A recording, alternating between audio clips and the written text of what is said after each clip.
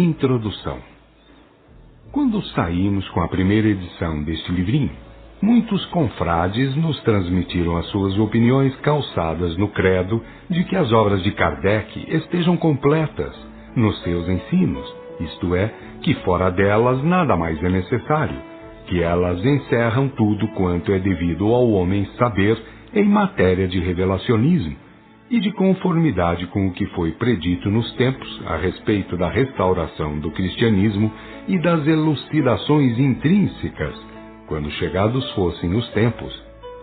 Temos que dizer, sem ferir melindres, e muito menos para citar indivíduos encarnados ou desencarnados, que isso corresponde ao não conhecimento das verdades, tais como são elas relativas no que diz respeito ao mérito da humanidade terrena. Que livro é completo em seus ensinos? Qual a verdade que já tenha sido atingida integralmente pelo homem? Como já dissemos anteriormente, tudo ha sido medíocremente revelado ao homem, tal como medíocre é ele em matéria de moral, ciência e arte. Kardec teve, como deveria ter o iniciador da restauração, fosse quem fosse, moral, base científica, coragem e, sobretudo, prudência. Mas, aliado a isso, tinha também as suas falhas, pois perfeito só o Cristo, e isso mesmo pelo fato de ser Cristo, isto é, uma missão que simboliza a chamada criação em obediência à lei. Ademais, não disseram a Kardec que o que estava sendo ensinado era o que o tempo suportava. E a prova do que afirmamos, temo-la no transcrito da página 280 de Obras Póstumas, do mesmo autor. Aspas. É preciso que tornes a vir reencarnado noutro corpo, para completares o que tens feito, e então terás satisfação de ver em plena frutificação a semente que tens espalhado pela terra. Fecha aspas. É lógico que só precisa ser completado o que está incompleto, e sabem nossos opositores o que falta nas mesmas obras. Se são cultores do revelacionismo, se podem manter colóquios com espíritos capazes de tais esclarecimentos, consultem-nos. Quem é obrigado a aceitá-las? Não concitamos a que estudem, experimentem e comparem tudo antes de aceitarem. Há também uma mensagem do codificador, contida no livro Roma e o Evangelho, página 142, onde é ventilada a questão. Aspas. Não é um trabalho perfeito, mas sim de grande utilidade, mais útil para o povo que alguns dos meus livros que convirá reformar. Fecha aspas. O Espiritismo é que não carece de formas nem de reformas, porque é a verdade em sua integridade, estando o homem em marcha para ela. Como o homem é medíocre, por isso mesmo é relativa a visão que se lhe aproxima da verdade. Os que sentirem vontade de dogmatizar, os criadores de círculos viciosos, os que se inculcam mestres, todos aqueles, enfim, que falam em evolução, não pelo respeito à verdade, mas por simples afetação retórica, esses que tenham paciência, porque a rota do progresso ainda não se estancou, e ninguém saberá jamais quando se estancará. Além disso, se o que falamos ou expomos é erro, isso em tempo se verá. Como acabamos de ler, alguém se comprometeu diante de Deus e do Cristo para pingar os is nos tempos devidos. Com o correr das épocas, tudo se saberá, a não ser que falhem as profecias, até mesmo as que foram feitas a Kardec. Entre mentes, cada qual tem o direito de tratar do assunto que quiser, dentro do prisma do livre exame e dentro dos preceitos que são o amor pelo amor e o respeito pela verdade. Aguardemos, pois. O que acabamos de inserir é uma recomendação e uma advertência, e o que vamos dizer é também matéria grave. Muitos poderão até mesmo nos odiar pelo que vamos dizer em poucas linhas, tratando de assunto delicado e de capital importância. Temos por lema, por questões de caráter pessoal e devido à recomendação dos guias, o sermos retos em nossas atitudes, o dizermos as coisas sem ideias pré-concebidas, mas também sem olharmos para a esquerda ou para a direita. E como a coruja gaba o cupim sobre o qual descansa, nós achamos isso bom e assim o fazemos, arcando com toda a responsabilidade, pois sabemos que nossa consciência brada em própria defesa. Objetivamos um fim honesto e por veredas também honestas.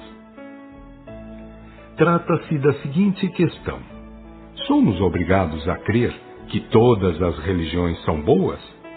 E se a isso não somos obrigados, devemos, por favor, por piedade ou coisa que valha, admitir como integralmente aceitável tal assertiva? É natural que cada qual responderá segundo o seu quadrante, pelo menos é esse o direito de cada um, mesmo porque o livre-arbítrio é um direito e não uma questão de favor ou desaforo, de amor ou raiva. E nós temos o mesmo direito, porque integramos o verbo, isto é, somos parte da chamada criação e, acima de tudo, formamos na coluna dos conscientes da individualidade, como seja o gênero humano. Uns dizem que as religiões são fogueiras e que as fumaças nas alturas se confundem, formando uma só, mas nós achamos que para uma determinada coisa ser fumaça, não basta que alguém diga que o é. É preciso que eu seja de fato. E quem está na Terra, qualificado para impor um artigo do qual não se tem prova suficiente a respeito do que dele dizem? É comum o dizer-se, mais difícil o provar-se. Outros dizem que as religiões são raios de um sol e que, como tais, a ele conduzirão. Mas serão mesmo raios de um sol? Não serão outra coisa qualquer e que o vulgo diz ser raio de sol? Muita água suja tem sido vendida como bom vinho, e muitas criaturas dignas de respeito e tidas por si mesmas como sábias têm bebido e afirmado que a tal água suja era de fato vinho, e do bom. Que fazer nesse caso? É simples. O Cristo ensinou-nos que devemos ter cuidado com o fermento dos escribas e dos fariseus hipócritas. O Cristo nos mandou tomar cuidado com os falsos profetas, que bem enfeitam as suas melosidades fingidas para melhor iludirem. O Cristo nos disse que quem com ele não colhe, desperdiça. O Cristo mandou-nos ser capazes de discernir entre o joio e o trigo. Logo, devemos considerar quem traça a diretriz com a autoridade e a responsabilidade coletiva da mesma, como fez o Cristo, fê-lo para que a mesma tenha valor absoluto. Do contrário, ter-nos-ia dito ele que podemos, sem prejuízo da integridade moral, servir a quantos senhores julgássemos conveniente. E, nesse caso, para bem da verdade e para sossego da mentalidade, para satisfação dos sentimentos e desencargo de consciência, devemos ficar com o Cristo. Quem acha que tudo é bom, que tudo é aceitável, pode ter a sua razão, mas é, a nosso ver, excessivo em bondade ou mediocridade, pusilanimidade que deseja se mostrar como prova de amor, inferioridade moral que deseja passar por tolerância, covardia que pensa ser mansidão. Em um mundo de falcatruas, em um planeta abaixo da crítica, em uma casa de correção, só mesmo por boa fé ou incapacidade de ver é que podemos tomar tudo como som de um só diapasão. Só o fato de carecer o cristianismo de restauração, isto é, de haver necessidade de reparos, implica em dizer que coisas há que foram deturpadas e que carecem de limpeza. Do contrário, estariam erradas as Escrituras. Também quem diz que se vá reparar o que não foi viciado, e se carece de reparos, em que o carece?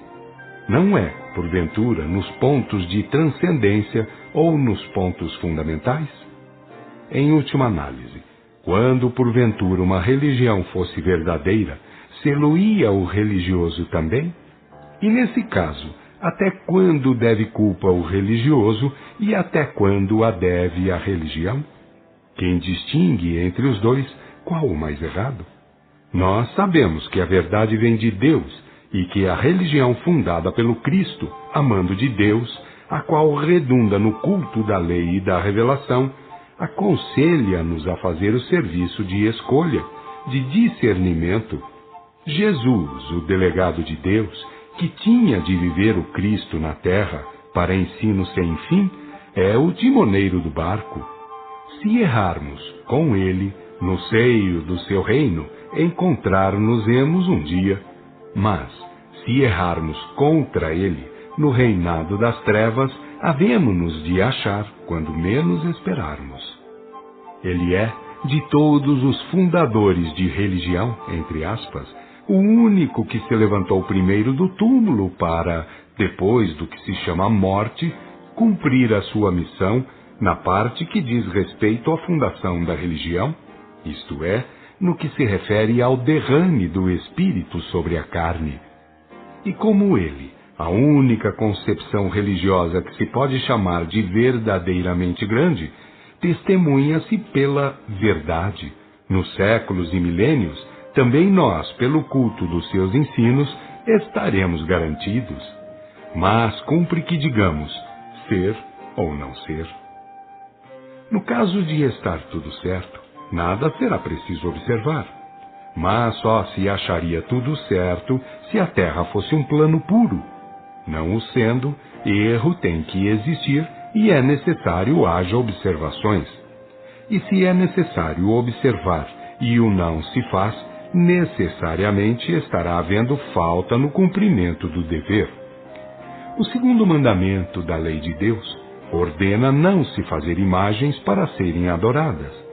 Paulo, numa das epístolas, manda que não se dogmatize, porque isto conduz à morte, pelo mesmo uso. E, entretanto, essas coisas medram pela terra afora, a título de religiosidade. De quem a culpa? Dos religiosos ou da doutrina errada ou corrompida? Seja como for, para nós, o erro é dos dois, visto que já é tempo de poderem ver, e só por interesses pecuniários, sectaristas ou do orgulho e seus reclamos, é que os donos da verdade religiosa não confessam que têm errado, e para pior, têm induzido a humanidade ao erro. Nós ficamos com o Cristo, aquele que teve a coragem de não trocar o seu dever pelo prato de comida que lhe davam, aquele que foi, é e será, para quem quiser, o caminho, a verdade e a vida. Não trocamos com os vendilhões dos templos ditos religiosos ou religiões o Cristo que soube morrer, porque sabia que morrer para a mentira rendosa ou servil era ressurgir na vida integral, no seio daquele que, sendo onisciente, onipotente, onipresente, e tendo a sua justiça feita de amor, e o seu amor feito de justiça, sabe muito bem até quando o homem, que se diz seu servo, é escravo ou senhor do erro, por ignorância ou interesses torpes. Jesus disse ao homem que julgasse com justiça, e se isso lhe fosse difícil de fazer, julgasse com caridade, com essa verdade que é, a um tempo, severa e branda, humilde e tonitruante. Separemos, pois, o erro do errado, o veneno do vasilhame, e assim façamos ver, sentir e praticar, pois, do contrário, estaríamos concitando ao erro, a permanência na transgressão. Acreditamos que os que afirmam serem boas todas as religiões estariam acertando se fizessem ver ao cultor do erro quando deve crer no homem e quando deve desprezar as doutrinas deles oriundas, para se lançar ao culto dos mandamentos do Cristo. A terra está longe da tábua rasa, seja em matéria do que for, O que mais carecemos é de análise daquilo que ponha de um lado a sabedoria do chamado Criador e de outro a da criatura. Nem se afirme que Jesus disse com severidade coisas sobre as quais não podemos falar ou ter autoridade. Ele foi mestre e nós somos discípulos. Ele mandou e nós podemos ir. Ele fez e disse que podemos crer e que podemos fazer até mais do que ele mesmo fez. É claro que por enquanto ainda não temos capacidade para imitá-lo, mas para afirmar o que ele ensinou, basta coragem e honestidade mental. Ficar com todos seria interessante, mas para vivermos vida gorda, regalada, vida estimada pelo mundo de mentiras, que a si mesmo se edifica com materiais deletérios e que por isso mesmo cairá de podre quando soar a trombeta. Nós temos Deus por Pai, o Cristo por Mestre e o Evangelho por estrada. Não convidamos para que nos acompanhem, mas não engoliremos pílulas fabricadas com elementos químicos pouco ou nada garantidos. A terra está cheia de livros, de fazedores de livros e de leitores dos mesmos. Muitos são mera colcha de retalhos e, no entanto, são elogiados como se fossem de capital importância religiosa, moral, artística e científica.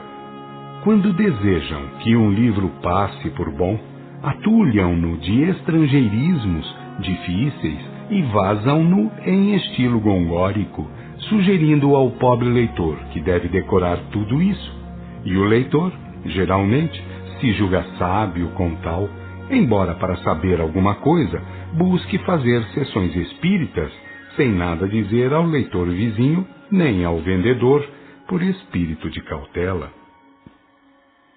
Tratamos no decorrer do livrinho, nesta segunda edição, sobre as fases por que tem passado a doutrina espírita para se apresentar assim como se acha, a começar dos patriarcas e a finalizar em Kardec, tendo por ápice a figura majestosa do Cristo. E não nos furtamos de dizer que no século XIX, quando tudo perigava para a estabilidade espiritual do planeta, não se lembraram o princípio emanador e o Cristo de lançar mão de outra ciência que não fosse a manifestação dos espíritos, pelo culto do espírito mediúnico, exclusivo veículo através do qual, em todos os tempos, se deram sinais extraterrenos. E o rico, como o pobre, o sábio, como o ignorante, todos podem fazer uso desse elemento, porque ele é fundamental e, portanto, prescinde das arrogâncias dos vendilhões dos templos e das sapiências dos que julgam tudo saber e nada mais carecer aprender. O Espiritismo afirma que o véu está rasgado. Afirma que os homens se enganam quando querem de novo costurá-lo, para, a pretexto de religião, entre aspas, ou coisa semelhante, mercadejarem com as questões de consciência. É, pois, dever, se não forçar a humanidade no sentido deste ou daquele setor, pelo menos ensiná-la a respeito do dever de ser prudente. Venha, se já não veio, quem quiser, completar a doutrina espírita, neste ou naquele ponto, fazendo obra de cortar ou de seguir, mas a verdade é que o elo é o Espírito Santo ou mediúnico, e que os planos encarnados e desencarnados por essa via manterão colóquios. Eis o Consolador, que no seu bojo traz outras coisas, e as trará sempre, desde que haja mérito no homem. O que um não alcançar, 1000 o poderão, e o contrário também é possível que se dê. O Espiritismo está ungido contra as impertinências daqueles que se julgam mestres, porque tem por templo o Espírito Filho de Deus, a criatura herdeira da graça, bastando para que haja culto nesse templo, seja essa mesma criatura consciente do seu dever. Assim como Cristo não acompanhou procissões, assim também importa que o seu seguidor, o cultor do Espírito Santo, siga-o sem titubear, encarando as questões de frente, não se iludindo com falsas sabedorias, não confundindo tolerância com fraqueza moral. Se o emanador e o Cristo, em tempo, lançaram mão do espiritismo para sanear a terra purulenta, sejamos espíritas, e ser espírita é fazer isto. Se o Cristo obrou, prática e teoricamente, tais e quais atos, faça-os, ou conserve-se o espírita na tendência para fazê-los, dentro das suas possibilidades intelectuais, morais e mediúnicas. E se o Cristo ensinou a não fazermos isto ou aquilo, não faça o espírita. Nós estamos nos tempos mais difíceis para a humanidade do planeta, no que diz respeito às suas responsabilidades, porque a atuação das células em todos os quadrantes da vibratilidade humana convida a tomar cuidados especiais ou atitudes compatíveis com os ensinos do Mestre. Foi para tal informar ao homem que os espíritos começaram a se valer, em tempo, do Espírito Santo e a passarem de novo para a retentiva dos homens aquilo que dela já havia sido retirado pelos falsos profetas, por aqueles que tudo acham bom e igual, desde que lhes franqueiem liberdade para os instintos sectaristas, para os seus graus hierárquicos forjados à revelia do Cristo ou contra a sabedoria da lei. O Consolador é como um comboio de estradas de ferro. Em síntese, é um trem, mas, entrando-se em análises, muitas matérias precisaríamos saber, e algumas ciências também, para podermos falar sobre ele. Entre outras coisas, cria responsabilidade. E quem tem, pesando-lhe sobre os ombros, responsabilidades novas, não pode ficar à mercê de princípios que dizem ser tudo do mesmo quilate. O Cristo não disse, na praça pública, que qualquer coisa lhe convinha, e o espírita deve considerar nisso antes de trilhar este ou aquele caminho, mesmo porque, onde há bons profetas, existem também os falsos. Não estamos dizendo coisa para que sejam apedrejados os errados de boa ou de má fé, mas entre aceitar e não aceitar uma tese, há alguma diferença. Antes de iniciarmos a confecção do presente livrinho, disse-nos um espírito que levássemos em conta o fato de já estar feita a codificação. É por isso que dizemos, no decurso deste trabalho, que o culto do espírito mediúnico está isento destas ou daquelas concepções, de uns ou de outros de seus cultores, pois a doutrina é de caráter universal, enquanto que a responsabilidade da criatura poderá ser mais ou menos individual e, ao mesmo tempo, mais ou menos coletiva. Qualquer palavra poderá se tornar de ficciosa em didática. Cumpre, portanto, ao homem que fala ou escreve que o faça como Cristo fez e ensinou, teórica e praticamente, levando em conta que falar nele para vender Deus a peso e a retalho é próprio de apóstatas. Se o fruto expõe a qualidade da árvore, nós temos que concordar em que, se foi preciso, em tempo, a vinda do Espiritismo, só o foi porque as velhas árvores provaram o quanto estavam fora da terra apostolar ou evangélica. Temos repetido constantemente que enquanto na terra se não cultivar a igreja fundada pelo Cristo, no Pentecoste, e cultivada pelos apóstolos, 1 Coríntios 14, e enquanto não aprender o homem a executar os seus ensinos, aqui jamais haverá paz. E essa igreja se chama Espiritismo, ou culto do Espírito Santo. Durante muitos séculos, a pretexto de coisa de Beelzebul, os apóstatas tripudiaram sobre esse elemento ou graça divina. E a humanidade preparou-se, nesse tempo, para se fazer herdeira de tristes tributos. Agora, cumpre-nos dizer que se a humanidade tiver algum zelo pelos seus dias presentes e futuros no planeta, dentro ou fora da carne, que não se esqueça de torná-lo cada vez mais digno dos espíritos esclarecidos, para a melhora de tudo em todos os pontos de vista. A estrada está construída e reparada. Se não é feita de marmelada e ladeada de castelos de chocolate, pelo menos é capaz de dar ao homem a noção do seu dever. Essas coisas foram reveladas aos que, de muitos séculos, vinham trabalhando na vinha do Senhor, quando este, há tempos, em um plano da erraticidade, convidou e advertiu aos de boa vontade e amor ao próximo sobre a necessidade de se trabalhar com tenacidade na órbita terrena, para a restauração da sua igreja ou causa feita de amor e de verdade. O dever do espírita, pois, não é achar tudo bom ou igual, mas sim discernir entre o certo e o errado e optar pelo justo, fazendo com que o seu próximo saiba disso, ainda que não queira praticá-lo. Oswaldo Polidoro.